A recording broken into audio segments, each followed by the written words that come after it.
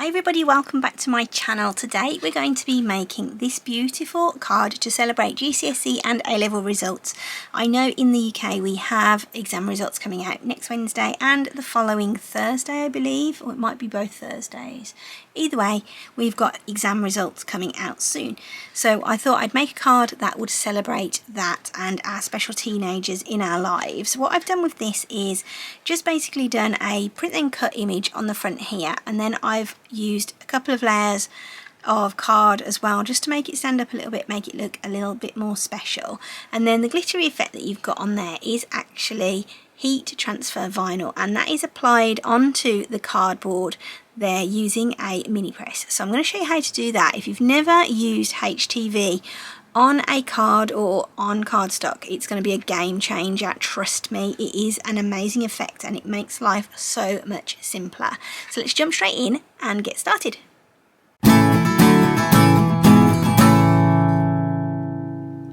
Let's just quickly run through the things that you're going to need materials wise to make this card. It's a really simple one, so you don't need very much at all. I've just got some glitter HTV here. This is my favourite one. I get it from GM Crafts. I find it cuts really well and it weeds well. I've got my mini press as well. If you don't have a mini press, you could use a larger one or even just a household iron as well. You're just going to need to make sure that you don't go overboard on the high temperatures there. Then for my print and cut, I'm using this Dove Grey piece of cardstock. This is from Hobbycraft and it is a medium cardstock. It comes in their big 200 pack of pastel shades, and this is one of my favourites. It goes through my printer and prints really well as well. And then also for the card, I'm just using some pre-cut, pre-scored cards. These are from my wholesaler. They come with an envelope as well, so this just makes life 10 times easier when you're making a card. If you would like to use the same template that I'm using, you are more than welcome to. It will be available on my profile. So from this homepage, if you want to find me, just go onto the search box, type in my name, Gemma Rich, hit enter, and then I will come up on the screen. I'm going to be at the bottom here. There's me with my little baby card that I shared previously. If you just click on me, you're going to see all my shed projects pop up on here, and this is the one that we're going to be working on, the exam congratulations card. I'd love it if you'd follow me so you'll see all of my shed projects, and don't forget, if you do like this project, I'd love it if you would give this video a big thumbs up as well. So all you need to do, once you've found it on my profile page, just click on there and it will bring up all the details on the project, and then if you just click on customize, that's going to pop that project onto your canvas in Cricut Design Space, ready for you to resize or do whatever you want to do with. So what I've done here, as you can see, there are some pink letters over the top of each of the layers, and these are guides, and this is a new feature on Cricut Design Space. I'll pop a video above and in the description down below now for you, detailing what guides do. But what I've done with these ones is literally just popped over the top of it to say what each layer is for. I think that makes it a little bit easy for you when you're figuring out what you've got to do with each piece. So there's 3 layers on this project. I haven't included a layer to cut a full-size card out because I'm using a pre-cut card, but if you want to, it's pretty simple to do. Just grab a shape, just a square, and make it to the size of the card that you want and pop a score line straight down the center. If you're doing that, you can do that before you start making the rest of the card. First thing that we need to do is take a look at what we've got on the screen. So we've got our background layer, which is the flowery layer on the card. Then we've got this layer here, which as you can see is the HTV layer, and then we've got the other layer here, which is the main body of the card, and that is the print then cut layer. Don't worry about the pink writing coming through onto the project because they are just guides, so they won't come through when we go through to make it. So that's what we're going to do next. So just click on make it. And when this does come up, you're going to see 3 separate mats ready to cut. So first of all, I need to choose the type of materials that I'm using for this. So I'm going to be cutting on a mat. So let's just click on continue. So here is our first sheet. That is the print then cut layer. Then the second sheet is the backing layer and the third sheet is the HTV. So if we go back to the top one, we're going to want to click on continue. We are going to click on send to printer.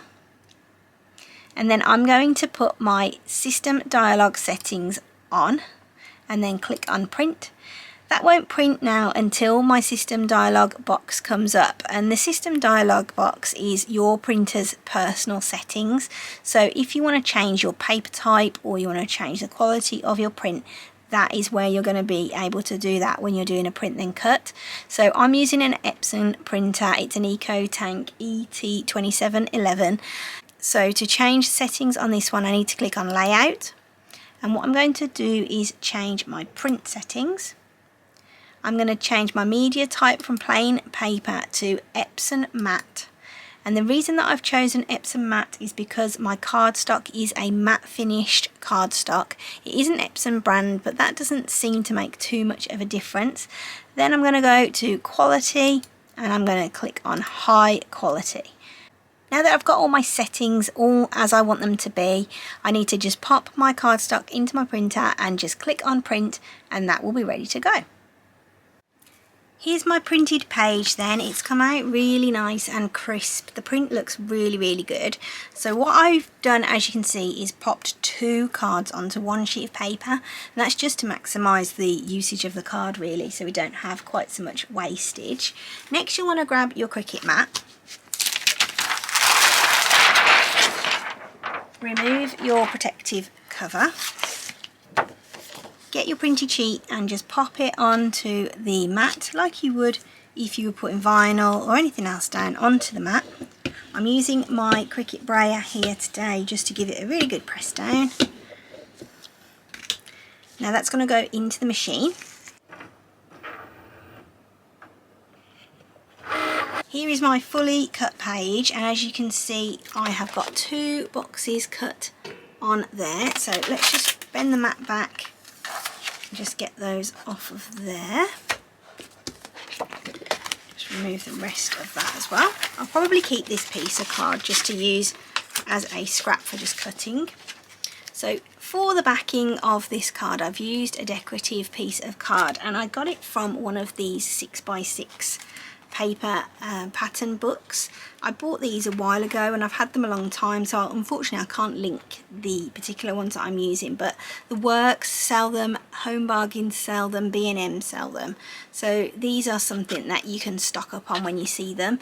They're only a couple of pounds normally, and they're really good for projects like this. So that I think is the one that I used, but in the black. So I'm going to do it now in the white one here. So I'm just going to take one sheet off. Just move the card out of the way, and then what I'm going to do again is just set that up on my mat at the bottom there. Again, use my brayer to just do that, and then I'm going to cut that out. I will use the same setting of medium cardstock for this one because it is quite a thick piece of paper. Next you want to just go back to your screen and you're going to need to mirror this image. So if you haven't done it already on the previous page, if you just click on edit here, and at the bottom you'll see you have this little toggle switch here next to mirror. If you just hit that toggle with your mouse, you'll see that it switches it back for you. It doesn't actually look as though it's done very much because this is quite a deceiving image I think, but it has mirrored it. If you click on done, you're going to want to change your material setting now as well. So if you just click on where it says medium cardstock, and if you've got it as a favourite you can choose it from here. If you haven't, go up to browse all materials and you want to just type in iron-on and hit enter. And then you get all of the different iron-on settings that are available, and the one that I like to use is this one here for glitter iron-on. Just hit done once you've got that selected.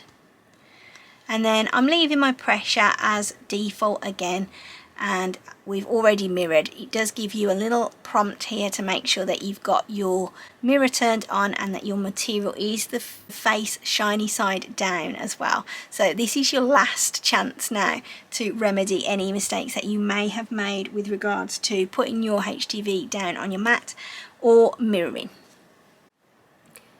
Now that that cut is complete, you can't actually see it very well on the mat. You might be able to just pick up the reflection of it in the light there. So what I'm going to do is just use a craft knife to just cut my piece of vinyl out and just make sure that I haven't got too much excess showing on there, because I don't want to waste this iron on. So I'm just going to grab a craft knife, a little star on that. And I'm just looking carefully to see where that is. I'm actually going to go all the way across, because when I do the second one, I'm going to just pop this piece back into the machine. Let's just get that off the mat. With your HTV, it doesn't matter too much about rolling it off that way. And then I'm just going to turn that round and do the same here to just get rid of that little bit of excess that we've got there. Okay, there's my spare piece then, and here is the piece that we need to weed now. Just before we start weeding that then, what we're going to do is just set our Easy Press Mini. So I'm going to pop that on to the second heat setting, and these will be orange until the Easy Press Mini is ready, and then once that's done it'll beep and those will turn green, so you'll hear that beep in just a minute. Let's weed this piece of HTV.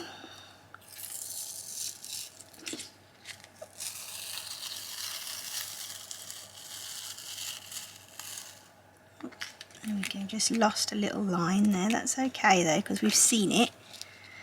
So just carefully go back over it. It might need a little bit of help to come out there. If it does, you can just pick it out with your fingers. There you go, that's the Easy Press ready. And you can just pop it back onto the carrier sheet yourself, just like that. Just had a tiny little catch on it there where it hadn't quite cut all the way through. And you can see I've lost a star there as well, which is still in the weeding. It's tiny, tiny star. So let's just pop that back on there as well. Make sure we get it the right way down. There you go.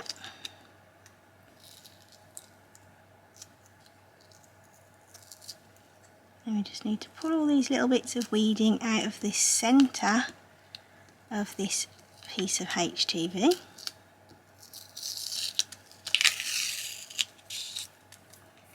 And we've got the same on this side.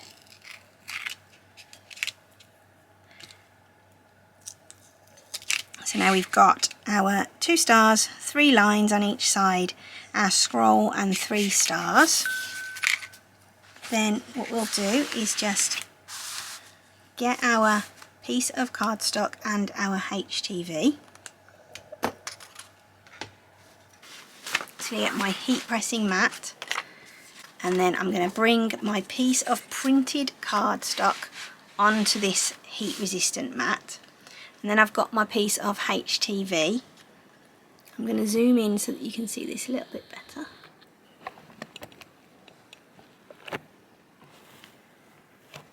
So here's my printed sheet, and here is my HTV that I've just cut and weeded. What I'm going to do is very carefully, I'm just going to place this on top of the design. This particular HTV has a very light tack to the carrier sheet as well, so that does help. Once we've got that placed where we want it to be, completely covering up all of that printed area, we are ready to start ironing that on. So just get your Easy Press or your iron, whatever it is you're using, and just go over it. Keep it moving at all times, just to make sure you don't burn that cardstock underneath. This particular HTV is a cool peel, so it will need to be cooled before we can peel it away. Just going to keep it moving for about 35 to 40 seconds. Just keep going over it. We don't want to press too hard to make sure that we don't damage the cardstock underneath. Once we've done that, what we can do is just very carefully lift it up, You can see I've still got a little bit of lifting at the bottom here. We'll go over that section again. Let it cool a couple of seconds. There we go. Still got a tiny bit of lift in there.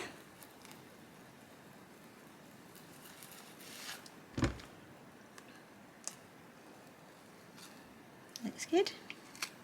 Peel that little carrier sheet away, and there is our sheet all done. Now if we were using vinyl, like your normal self-adhesive vinyl, putting that onto there would have been an absolute nightmare, but because we've used HTV, it makes it so much more of a simple process. Now it's time to just assemble our card. So when I'm making a card like this, I really enjoy using 3D foam pads to stick it all together, because I think if you use a 3D effect on your cards, it just makes them look a little bit more involved, I suppose. So with my first one, what I did was just popped this onto here with some foam pads just to make it 3D. Let's do the same with this one. So these are just from Home Bargains, B&M, those sorts of places sell these. You can also get it on a roll, but personally I prefer the ones like this, because if you cut them on a roll with your scissors, it tends to get the glue all over your scissors, and I don't really like that because it tends to make your scissors difficult to use. You can see I've just put 3 on the top, 3 in the middle and 3 at the bottom.